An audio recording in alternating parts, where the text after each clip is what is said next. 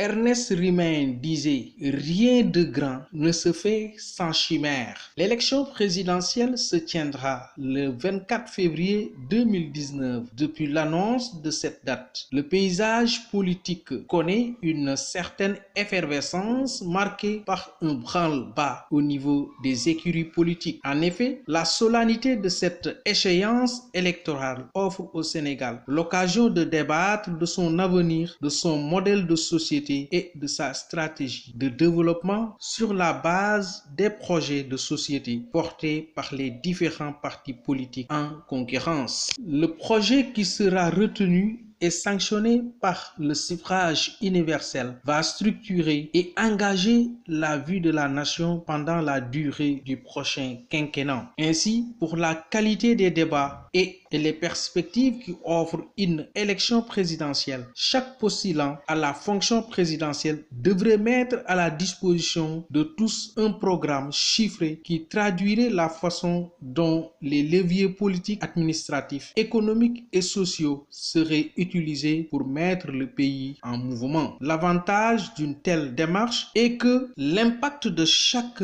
engagement sera scruté et mesuré, leur coût pour le contribuable et les chargements pour les pays seront évalués. Malheureusement, les invectives semblent être la règle au point que tous les partis veuillent en faire un projet de société. Les populations veulent savoir l'objectif des candidats en termes d'emplois à créer pendant le prochain quinquennat, de kilomètres de routes à bitumer, de tronçons qui seront privilégiés, ainsi que la méthode de mobilisation des ressources qui permettront de les financer. Les Sénégalais attendent des candidats ce type d'offre politique, loin des surenchères et des mises en scène, pour qu'à l'heure du bilan, l'action de la personne élue soit en mesure d'être évaluée.